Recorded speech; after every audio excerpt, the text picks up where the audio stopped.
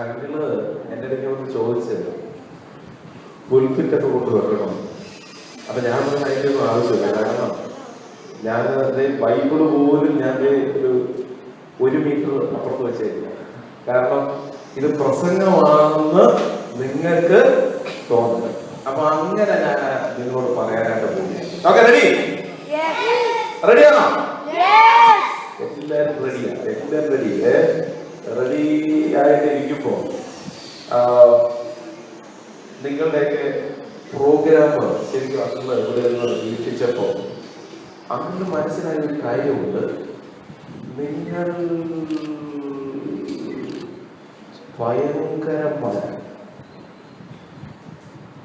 ഭയങ്കരികൾ മനസ്സിലായ. ഞാനിവിടെ നേരത്തെ രീതിയത്തിന് ആക്ഷൻ സോങ് പഠിപ്പിച്ചിട്ടുണ്ട്, പാട്ട് പഠിപ്പിച്ചിട്ടുണ്ട്, കഥ പറഞ്ഞിട്ടുണ്ട്. പക്ഷെ ആ സമയത്ത് പോലും നിങ്ങൾ ചെയ്യാതിരുന്ന ആക്ഷൻ സോങ്ങിന്, അതുപോലെ തന്നെ നിങ്ങൾ പാട്ട്, ആ സ്കിറ്റ് എന്തോ എന്നെ വേറെ ഏതോ ഒരു ലോകത്ത് കൊണ്ടുപോയി. ഭയങ്കര അപാരം. ഒരു നല്ല കാലം. എല്ലാവരും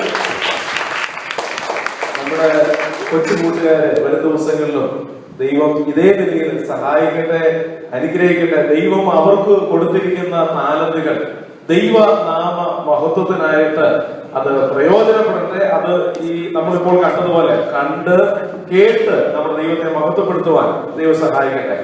ഞാൻ ഒരു കഥ പറയുന്നത് പോലെ പറയുവാനാണ് ഞാൻ താല്പര്യപ്പെടുന്നത്. പിന്നെ ഇടയ്ക്ക് പ്രസംഗത്തിന്റെ ടോണും എല്ലാം കയറി വന്നാലും കുഴപ്പമൊന്നുമില്ല. അത് സഹിച്ച് ഇരുന്നോണം. അത് നിങ്ങളുടെ നന്മയ്ക്കായിട്ട് അങ്ങനെ പറഞ്ഞു തരികയാണ് എന്ന് മാത്രം നിങ്ങൾ ചിന്തിച്ചാൽ മതി. ഓക്കെ,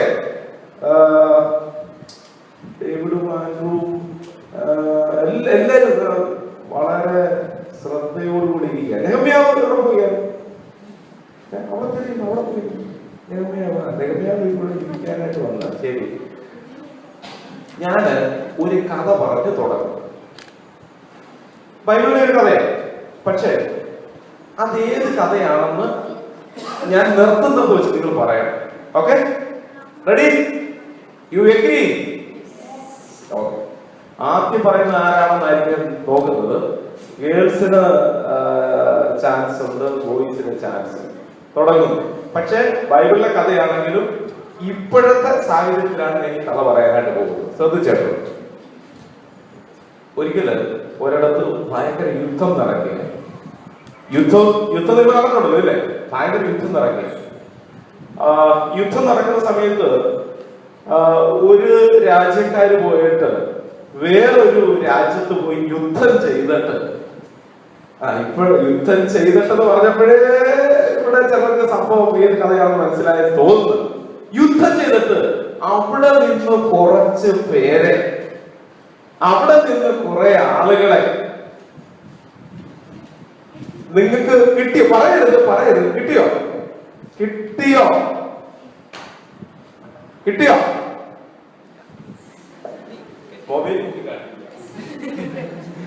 കഥ മനസ്സിലായോ ചോദിച്ചത്? ഒന്നുകൂടെ പറയാം. ഭയങ്കര യുദ്ധം നടക്കുന്നു. കുറച്ച് ആളുകൾ ഒരു സ്ഥലത്ത് നിന്ന് മറ്റൊരു സ്ഥലത്തേക്ക് പോയി കുറച്ച് ആളുകളെ യുദ്ധം ചെയ്തതിന് ശേഷം പിടിച്ചുകൊണ്ട്, ഇനി പറയുമ്പോൾ ഞാൻ അടുത്ത ഒരു പേര് പറയാം. ആ പേര് കഴിയുമ്പോൾ ആദ്യം പറഞ്ഞോണം. ഇറാഖ് എന്ന് പറയുന്ന സ്ഥലത്തേക്ക് പിടിച്ചുകൊണ്ട് പോയി. ഏതാണ് കഥ? ആദ്യം പറഞ്ഞത് എന്ത് ചെയ്യാനാ? ഇവിടെ സഹോദരിമാര് ഗേൾസിന്റെ ഭാഗത്തു നിന്നാണ് ആദ്യം പറഞ്ഞത്. എല്ലാവരും ചേർന്ന് ഒരു ബിഗ് ക്ലാപ്പ്. ഇറാഖ് എന്ന് പറയുന്ന ആ സ്ഥലത്തിന്റെ ബൈബിളിൽ പറഞ്ഞിരിക്കുന്ന പേരെന്താ? ബാബിലോൺ. ഇതെല്ലാം അറിയാവുന്നതാണ് വിളിക്കുന്നത്. അപ്പൊ കഥ ഏതാണെന്ന് എനിക്ക് മനസ്സിലായിട്ടുണ്ട് അല്ലേ? ഈ 4 ചെറുപ്പക്കാരെ പറ്റിയാണ് നമുക്ക് പറയാനായിട്ട് പോകുന്നത്. അവിടുത്തെ 1-ാം അധ്യായത്തിൽ, ദാനിയേൽ പുസ്തകം 1-ാം അധ്യായത്തിലെ ഒരു സംഭവമാണ് നിങ്ങൾ പറയാൻ പോകുന്നത്. ബൈബിള് നിങ്ങൾ എടുത്തിട്ടുണ്ടോ? ഉണ്ട്. ആ ബൈബിളുണ്ട്. എങ്കിൽ നമുക്ക് വേദപുസ്തകത്തിലെ ദാനിയേലിന്റെ പുസ്തകം 1-ാം അധ്യായം 8, 9, 10 വാക്യങ്ങൾ നമുക്കിപ്പോൾ വായിച്ചു കേൾക്കാം. അവര് റെഡിയാ, ഞാൻ പറഞ്ഞത് നിങ്ങൾ റെഡിയായിക്കോ. വായിച്ചോ.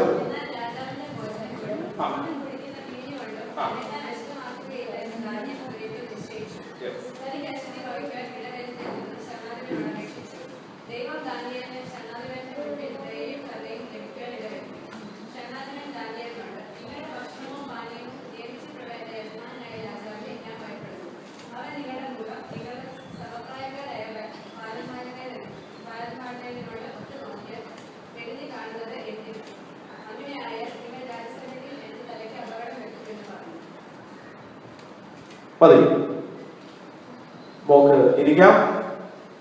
4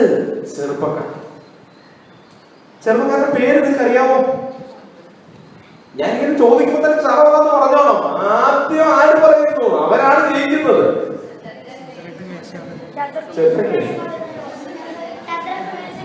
ചന്ദ്രൻ, സോമൻ, നമ്മുടെ മോൻ പറയാനായിട്ട് പോകുന്നു. പറഞ്ഞു. വേദന ഗോവിന്ദൻ. ഒന്നും പറ ശരിക്കും, പെട്ടെന്ന് ശരിക്കും.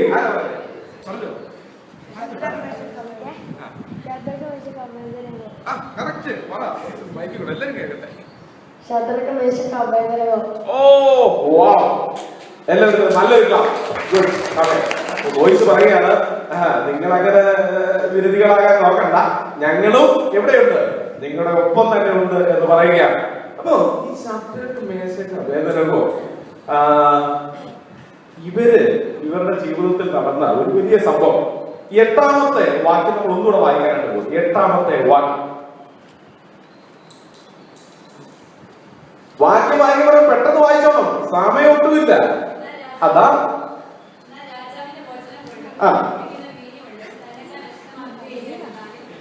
അപ്പൊ എന്തായിരുന്നു ഇവിടെ ഒരു പ്രശ്നം ഉണ്ടായത്? എന്തായിരുന്നു ഇവിടുത്തെ പ്രശ്നം?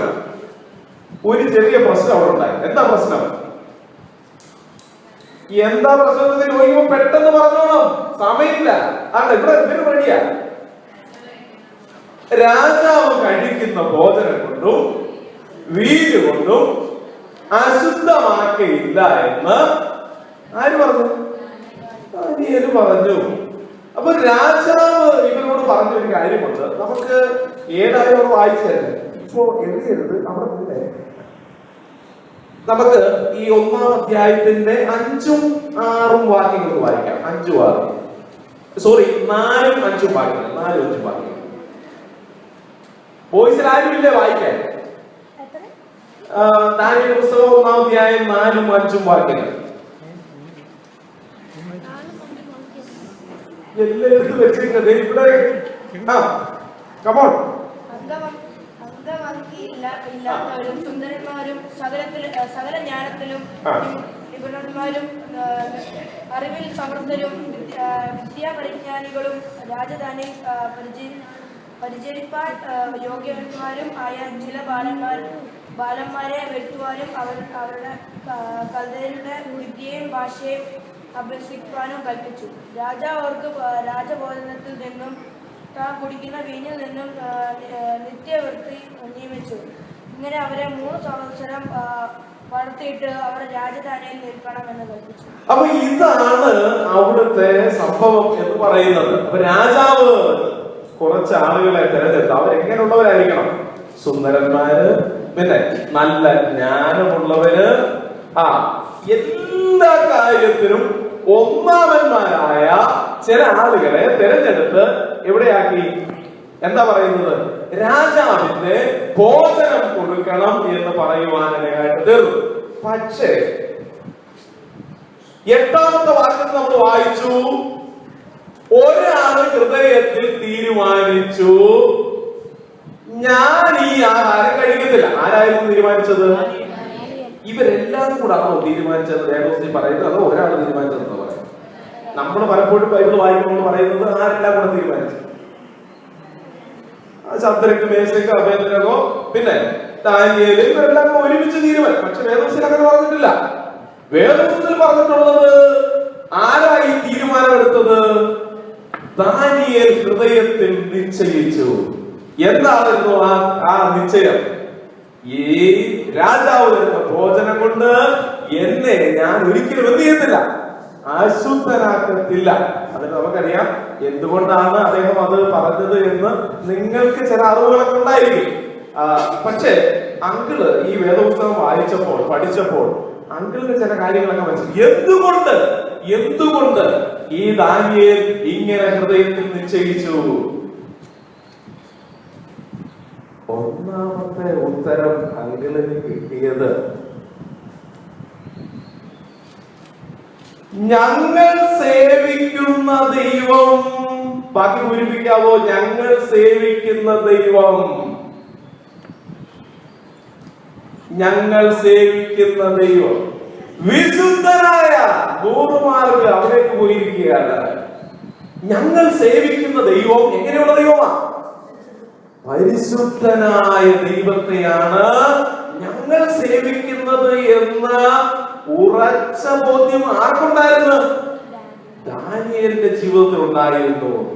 ദാനിയേല് ആ സമയത്ത് വളരെ ഒരു യുവാവായിട്ട് അങ്ങനെ ആ ഒരു ഇതിലേക്ക് കടന്നു വന്നുകൊണ്ടിരിക്കുന്നതേ ഉള്ളൂ. പക്ഷെ ആ പ്രായത്തിൽ എന്ത് ചെയ്തു? ഒരു തീരുമാനം ഹൃദയത്തിൽ എടുക്കുക. എന്താണ് തീരുമാനം എന്നുള്ളത്? ഞാൻ ഒരിക്കലും എന്നെ എന്ത് ചെയ്യത്തില്ല, അശുദ്ധനാക്കത്തില്ല എന്ന് തീരുമാനമെടുത്തു. ഞാൻ പറയട്ടെ, നിങ്ങളുടെയൊക്കെ ജീവിതത്തില് നിങ്ങൾ എടുക്കുന്ന ചില നല്ല തീരുമാനങ്ങൾ, ഇവിടെ സ്കൂളിൽ പഠിച്ചുകൊണ്ടിരിക്കുന്നവരുണ്ട്, കോളേജിൽ പഠിച്ചുകൊണ്ടിരിക്കുന്നവരുണ്ട്, ജോലിയിലായിരിക്കുന്നവരുണ്ട്, ഒരു സ്ഥലത്ത് നിന്ന് മറ്റൊരു സ്ഥലത്തേക്ക് മാറി താമസിക്കുന്നവരുണ്ട്. ഞാൻ പറയട്ടെ, നമ്മുടെ ജീവിതത്തിലെ ചില വ്യത്യാസങ്ങൾ കണ്ട് മറ്റുള്ള ആളുകൾ, ഞാൻ പറയട്ടെ, they will be inspired by us. അവർ നമ്മളുടെ ജീവിതവും ജീവിത രീതിയും കണ്ടിട്ട് ഇവനിൽ എന്തോ ഒരു പ്രത്യേകത ഉണ്ട് എന്ന് അവർ മനസ്സിലാക്കുവാൻ ഇടയായിട്ട് തീരും. അങ്കിളുടെയൊക്കെ വീടിന്റെ ഒരു 2 വീടിന്റെ അപ്പുറത്ത് നിന്ന് ഒരു കുട്ടി ചൈനയില് ഡോക്ടർ MBBS കോഴ്സ് പഠിക്കുവാനായിട്ട് പോയി.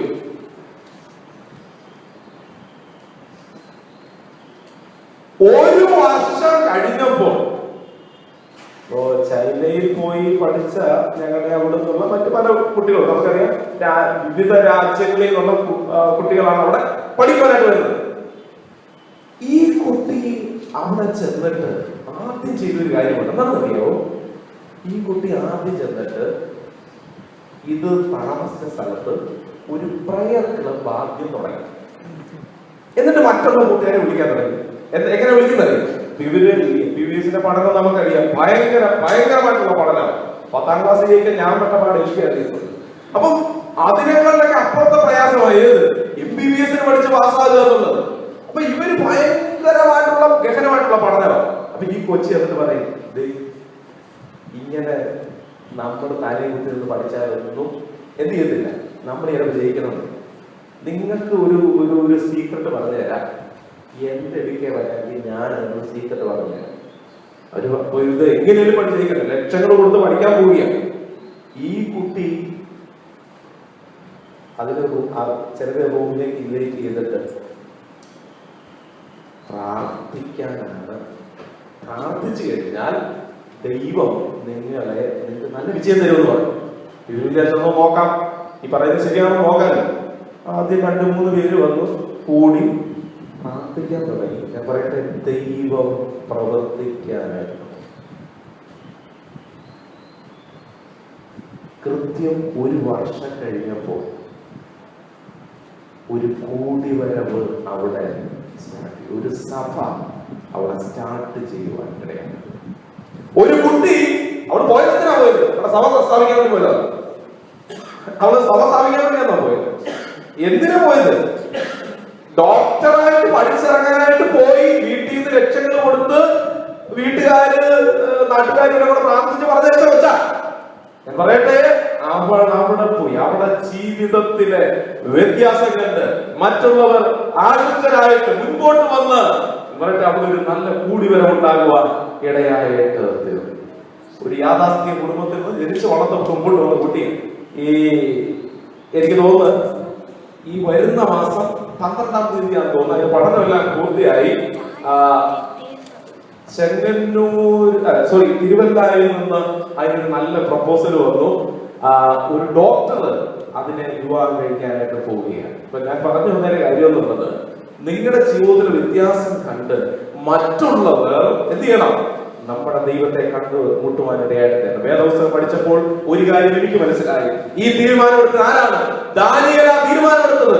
ദാനിയേൽ തീരുമാനം കണ്ടു കഴിഞ്ഞപ്പോൾ ബാക്കിയുള്ള കൂട്ടുകാർക്ക് മനസ്സിലായി ഈ ദാനിയേൽ എടുക്കുന്ന ഈ തീരുമാനം എങ്ങനെയുള്ള തീരുമാനമാണ്, ഒരു നല്ല തീരുമാനമാണ് എന്ന് കൂട്ടുകാർക്കും മനസ്സിലായി. അപ്പൊ അതുകൊണ്ട് ദൈവം നിങ്ങളെ അയക്കുന്ന സ്ഥലം എവിടെയാകട്ടെ, ജോലിക്കാകട്ടെ, മറ്റൊരു സ്ഥലത്താകട്ടെ, നിങ്ങൾ പഠനത്തിലാകട്ടെ, ഏത് സ്ഥലത്ത് പോയാലും നമ്മുടെ ദൈവത്തിന്റെ പ്രമാണങ്ങൾ പാലിച്ചുകൊണ്ട്, നമ്മുടെ ദൈവം വിശുദ്ധനായ ദൈവമാണ്, ആ ദൈവത്തിന്റെ പ്രമാണങ്ങൾ പാലിച്ചുകൊണ്ട് നിങ്ങൾ ജീവിച്ചാൽ പറയട്ടെ, ദൈവം നിങ്ങളെ സമൃദ്ധിയായിട്ട് അനുഗ്രഹിക്കുവാൻ ഇടയായിട്ട് തീരും. രണ്ടാമത്, ഇവർ ഈ ആഹാരം കഴിക്കാതിരിക്കാനുള്ള അടുത്ത കാരണം എനിക്ക് മനസ്സിലായത്, ദൈവം ഞങ്ങളെ കാണുന്നുണ്ട് എന്നുള്ള ഇന്ന് പലപ്പോഴും പലർക്കും ഇല്ലാത്ത ഒരു ഒരു ഒരു ഒരു കാര്യമാണ്. എങ്ങനെ പോയാലും ഇതിലേ പോയാലും ആരും കാണുന്നുണ്ടോ? സ്കൂളിലേക്ക് പോവാന്ന് പറഞ്ഞിട്ട് പോകുന്നു.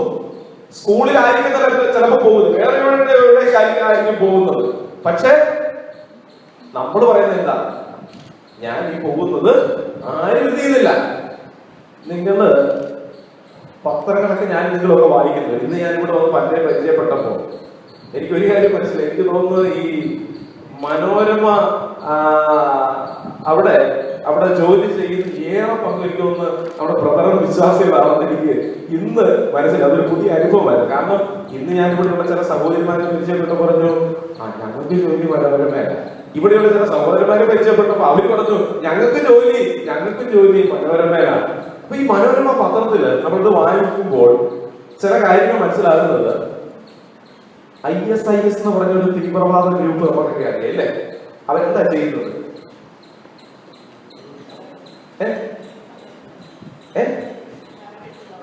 ഓരോരുത്തരുടെ പല വെട്ടുക. ഞാൻ ഒരു ദിവസം കോയമ്പത്തൂര് ഒരു പ്രോഗ്രാമിന് പോയി. ആ പ്രോഗ്രാമിന്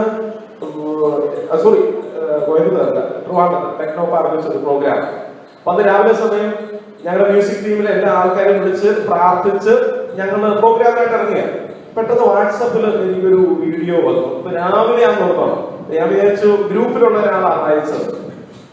അപ്പൊ ഞാൻ വെച്ചാൽ എന്തെങ്കിലും പ്രയർ മാറ്റർ അതുമായിട്ട് ബന്ധപ്പെട്ട എന്തെങ്കിലും കാര്യമായിരുന്നു. പക്ഷെ ഞെട്ടിപ്പിക്കുന്ന ഒരു അന്നത്തെ എന്റെ ദിവസം പോയി എന്ന് പറഞ്ഞാൽ ഞാൻ കാണുന്നത് 7 ചെറുപ്പക്കാർ തല വിളിച്ച് ഇങ്ങനെ നിൽക്കും. കറുത്ത മാസ്ക് ഇട്ട, മുഴുവൻ കറുപ്പ് ഡ്രസ് ഇട്ട 7 പേർ അവർ പുറകെ ഇങ്ങനെ നിൽക്കുകയാണ്. എന്നിട്ട് എന്തോ അവരോട് ഇങ്ങനെ ചോദിച്ചു. അത് ചോദിച്ചിട്ട് അവർ തല പിടിച്ചിങ്ങനെ നേരെ വെച്ച് വന്നിട്ട് എന്നിട്ടാണ് ചോദിക്കുന്നത്. ആ ചോദിച്ചത് ഇതാണ്, നിങ്ങൾ യേശു ക്രിസ്തുവിൽ വിശ്വസിക്കുന്നുണ്ടോ? വിശ്വസിക്കാതെ ഞങ്ങൾ പറയുന്ന കാര്യങ്ങൾ കേൾക്കാമെങ്കിൽ നിങ്ങൾക്ക് രക്ഷപ്പെടാം. ഇതാണ് ആ പറയുവാനിടയായിട്ട്. പക്ഷെ അവർ പറഞ്ഞു പറ്റില്ല. അപ്പോൾ കണ്ടതെന്നുള്ളത് അവര് തോക്കെടുത്തു 7 പേര് വെടിവെച്ചു. പിടഞ്ഞ് അവരുടെ പ്രാണനെ വിടുവാൻ ഇടയായിട്ട്. എനിക്ക് മനസ്സിലായ ഒരു കാര്യം എന്നുള്ളത്, ഈ വെടിവെച്ച ആളുകൾ അതിനുശേഷം അവിടെ മാസ്ക് മാറ്റും. 20 വയസ്സിന് മേളിലുള്ള ഒരാളും ആ കൂട്ടത്തില്ല. 20 വയസ്സിന് മേളിലുള്ള ഒരാളും അതിനകത്തില്ല. 20 വയസ്സിൽ താഴെയുള്ളവരാ ഈ പ്രവൃത്തി ചെയ്തത്. ഇനി ഞാൻ വേറെ കാര്യം പറയാം. നമ്മൾ പത്രം എടുക്കുമ്പോ ഈ അപകട കോളത്തിലേക്ക് നിങ്ങൾ നോക്കിക്കോ. ഏറ്റവും അധികം അപകട മരണത്തിലൂടെ ഇന്ന് ചത്തുകൊണ്ടിരിക്കുന്നത് ആരാ? യുവജനങ്ങളാണ് ചത്തുകൊണ്ടിരിക്കുന്നത്. എന്താ കാരണം? എവിടെയാ തെറ്റിപ്പോയത്? എന്തായിരുന്നു പ്രശ്നം? ഞാൻ പറയട്ടെ, നമ്മളുടെ വരും തലമുറയെ ഓർത്ത് നമ്മൾ പ്രാർത്ഥിച്ചില്ലെങ്കിൽ, അവരെ നാം കരുതിയില്ലെങ്കിൽ, അവരോടൊത്ത് നിങ്ങൾ സമയം ചെലവഴിച്ചില്ല എങ്കിൽ, ഞാൻ പറയട്ടെ, വളരെ ഭീകരമായിട്ടുള്ള കാര്യങ്ങളായിരിക്കും പിന്നീട് നാം കേൾക്കുവാനായിട്ട് പോകുന്നത്. ഞാൻ ഈ കൗൺസിലിംഗ് പ്രോഗ്രാമിൽ ഞാൻ പോകാൻ ഒരു വലിയ കാരണമെന്നുള്ളത്, നമ്മൾ ചിലപ്പോൾ ഒരു കുഞ്ഞിനെ കാണുമ്പോൾ നമ്മൾ വിചാരിക്കുന്നതെന്നറിയാം, ഓ എന്ത് നല്ല കുഞ്ഞ്, അവനൊരു പ്രശ്നമുണ്ട്. ഒരു പ്രശ്നമില്ല.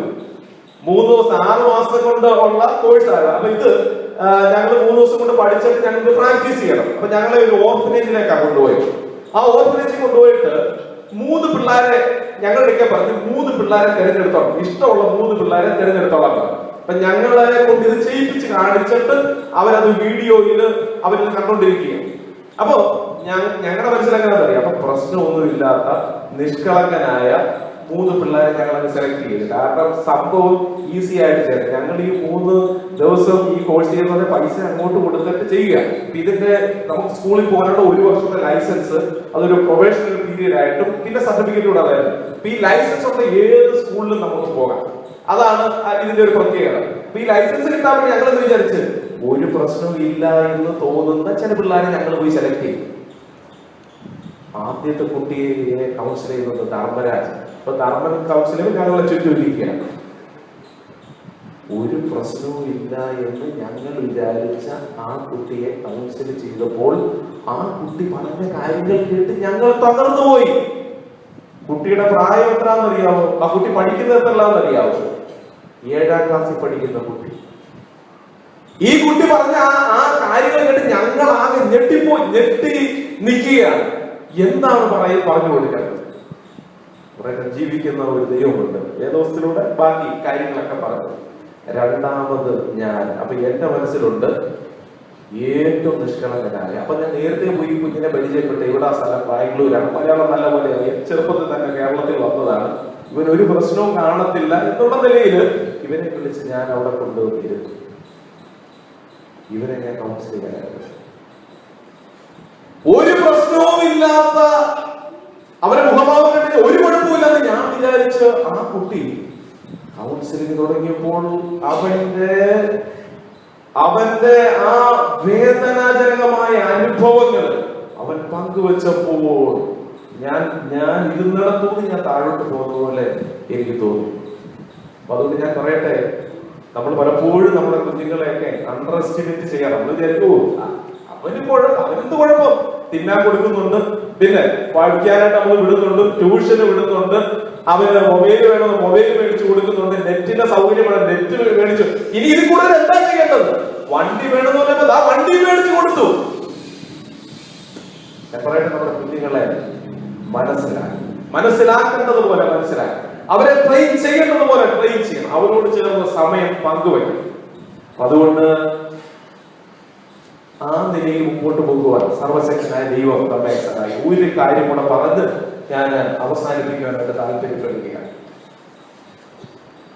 അവര് ഈ ദാനിയേലും കൂട്ടുകാരും ആഹാരം കഴിക്കാതിരുന്ന 3ാമത്തെ കാരണം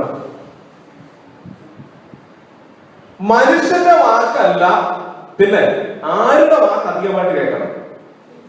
ദൈവത്തിന്റെ വാക്ക് അധികമായിട്ട് കേൾക്കണം എന്ന് അവർ തീരുമാനിച്ചു.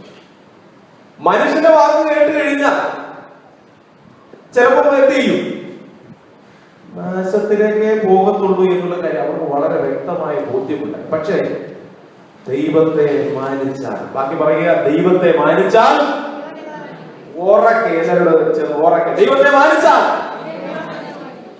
ദൈവത്തെ മാനിച്ചാൽ ദൈവം തീർച്ചയായിട്ടും മാനിക്കുമെന്നുള്ള അറിവ് ഈ ചെറുപ്പക്കാർക്ക് ചെറുപ്രായത്തിൽ ലഭിക്കുവാൻ ഇടയായിട്ട് ഈ അടുത്ത സമയത്ത് നമ്മുടെ തലസ്ഥാന നഗരി നമുക്കറിയാം പല വിധത്തിലുള്ള പ്രശ്നങ്ങൾ, സോളാറും പിന്നെ അങ്ങനെയുള്ള പല വിധ കാര്യങ്ങൾ നടന്നുകൊണ്ടിരിക്കുക. അപ്പോ ഒരു 6 മാസത്തിന് മുമ്പ് കൊട്ടാരക്കര NMLP സ്കൂളില് അവിടെ ഞാൻ ഒരു കൗൺസിലിംഗിന്റെ ക്ലാസ് എടുക്കുവാനായിട്ട് പോയി. അപ്പൊ അവിടെ ആ ക്ലാസ് എടുക്കുവാനായിട്ട് പോകുന്നതിനോടുള്ള ബന്ധത്തില് ഞാൻ ട്രിവാൻഡ്രത്തെ ചില കാര്യം സ്കൂളുകളെ പറ്റി പഠിക്കുവാൻ തുടങ്ങി. അപ്പൊ ട്രിവാൻഡ്രത്തെ സ്കൂളുകൾ പഠിക്കാൻ ഒരു കാരണം ഉണ്ടായിരുന്നു. അതിന്റെ കാരണം എന്നുള്ളത്, ആ സമയത്ത് ട്രിവാൻഡ്രത്ത് മാത്രമായിട്ട് സിറ്റിക്കകത്ത് മാത്രം നമ്മളുടെ ചൈൽഡ് ഹെൽപ്പ് ലൈൻ എന്ന് പറഞ്ഞ് ഒരു സംഘടനയുണ്ട്. അവര് ഈ കുട്ടികൾ, ഈ സ്കൂളുകളെല്ലാം കേന്ദ്രീകരിച്ച് ഒരു പഠനം നടത്തുവാനിടയായിട്ട് തീർന്നു. അങ്ങനെ പഠനം നടത്തിയതിന്റെ റിസൾട്ട് അവർ പറഞ്ഞിരിക്കുകയാണ്, ടൗണിൽ മാത്രമാണ്. ആ ടൗണിൽ അവരൊരു സർവേ നടത്തിയപ്പോൾ ആ സർവേ മനസ്സിലാക്കിയത് 850 കുട്ടികൾ, അതായത് 5ാം ക്ലാസ്സിനും +2-നും ഇടയ്ക്കുള്ള 850 കുട്ടികൾ മദ്യപാനികളും മയക്കുമരുന്ന് പിന്നെ ശംഭു അങ്ങനെയൊക്കെയുള്ള കാര്യങ്ങൾ വെക്കുന്നവരാണ് എന്ന് മനസ്സിലാക്കുവാൻ ഇടയായിട്ട് തീർന്നു. ഇനി അതിന് ഞെട്ടിപ്പിക്കുന്ന സംഭവം അതല്ല, 850 പേര് ഞെട്ടുന്ന സംഭവം തന്നെ. ഈ 850 കുട്ടികൾ 60 കുട്ടികൾ പെൺകുട്ടികളായി. ഈ 850 വരുന്ന കുട്ടികളിൽ 60 കുട്ടികൾ എന്ന് പറയുന്നത് പെൺകുട്ടികൾ. പ്രിയ ദൈവജനമേ, നാം വളരെയധികമായി പ്രാർത്ഥിക്കേണ്ടത് ആവശ്യം. നമ്മുടെ കുഞ്ഞുങ്ങളെ അടുത്തറിയുവാനിടയായിട്ട് ഞാൻ പറയട്ടെ, നമുക്ക് നമ്മുടെ കുഞ്ഞുങ്ങളെ കൺട്രോൾ ചെയ്യുന്നതും അതുപോലെ പല കാര്യം ചെയ്യുന്ന നമുക്ക് വളരെ നമുക്ക് ഒരു എന്താ പറയുന്ന ഒരു പരിധിയുണ്ട്.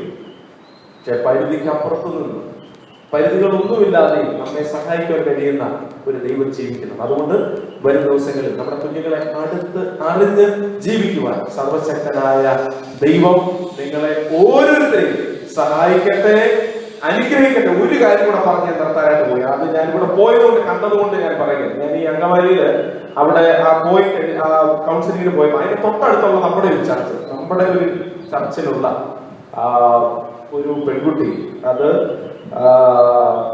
വചനം ഒക്കെ വളരെ വ്യക്തമായിട്ട് അറിയാവുന്ന ഒരു പെൺകുട്ടിയാണ്. പക്ഷെ ഞാൻ പറയട്ടെ, വേറൊരു ആളുമായിട്ട് സ്നേഹബന്ധത്തിലേക്ക് വന്നു.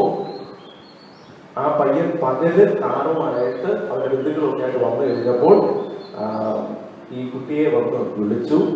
അച്ഛനും അമ്മയൊക്കെ നിൽപ്പുണ്ട്, അവരൊക്കെ സംസാരിച്ചിട്ടുണ്ട്. പക്ഷെ ഈ കുട്ടി അവരുടെ നടുവിലൂടെ ഇറങ്ങി പോകുവാൻ ഇടയായിട്ട് ഈ 2-3 ദിവസത്തിന് മുമ്പ് നടന്ന ഒരു സംഭവമാണ്. അതുകൊണ്ട് നമ്മൾ വളരെയധികമായി നമ്മുടെ കുഞ്ഞുങ്ങളെ ദൈവകരങ്ങളിലേക്ക് നമുക്ക് ഏൽപ്പിച്ച് പ്രാർത്ഥിക്കാം. ഈ സമയം നമുക്കെല്ലാം എഴുന്നേറ്റ് നിന്ന് നമ്മുടെ കുഞ്ഞുങ്ങൾക്ക് വേണ്ടി നമുക്കൊരു വാക്ക് പ്രാർത്ഥിക്കാം. എഴുന്നേൽക്കുവാൻ കഴിയുന്ന എല്ലാ പ്രിയപ്പെട്ടവരും ഒരു നിമിഷം നമുക്ക് എഴുന്നേറ്റ് നിന്ന് നമ്മുടെ കുഞ്ഞുങ്ങളെ ദൈവ കരങ്ങളിലേക്ക് ഏൽപ്പിച്ചുകൊണ്ട് നമുക്ക് പ്രാർത്ഥിക്കാം. ഞാൻ പറഞ്ഞല്ലോ, നമുക്ക് പരിധിയുണ്ട്, എന്നാൽ പരിമിതികളില്ലാത്ത ഒരു ദൈവം നമുക്ക് ജീവിക്കുന്നു. ആ ദൈവത്തിന്റെ കരങ്ങളിലേക്ക് നമ്മുടെ കുഞ്ഞുങ്ങളെ ഏൽപ്പിച്ച് നമ്മുടെ കുഞ്ഞുങ്ങളുടെ കഴിവുകൾ, താരതകൾ നമ്മളിപ്പോൾ കണ്ടതാണ്.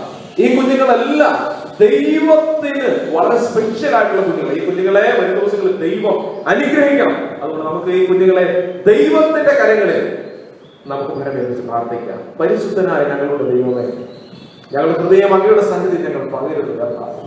ഞങ്ങളിപ്പോ കേൾക്കുവാൻ ഇടയായിട്ട് തീർന്നു. വളരെ ചെറുപ്പത്തിൽ ദാനിയേലും അവന്റെ കൂട്ടുകാരും ദൈവത്തെ മാനിച്ച് ജീവിക്കുവാൻ, ദൈവകൽപ്പനകൾ അനുസരിച്ച് ജീവിക്കുവാൻ ഇടയായിട്ട് തീർന്നു.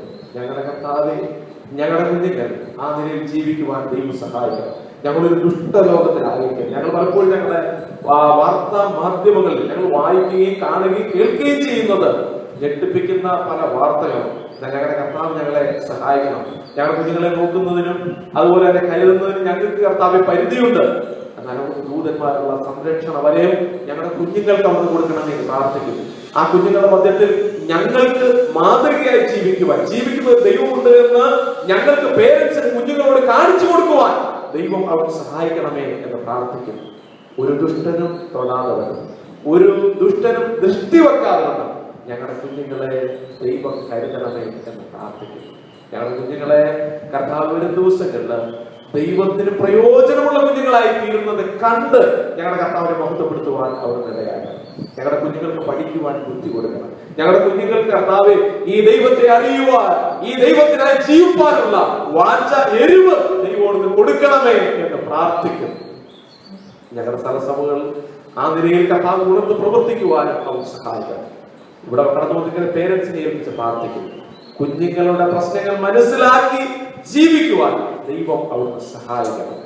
അവിടുന്ന് ഞങ്ങളുടെ പ്രാർത്ഥന ശ്രദ്ധ വെച്ച് കേട്ടിരിക്കാൻ സ്തോത്രം. സകലതും യേശു കർത്താവിന്റെ അതിപരിശുദ്ധമുള്ള നാമത്തിൽ തന്നെ.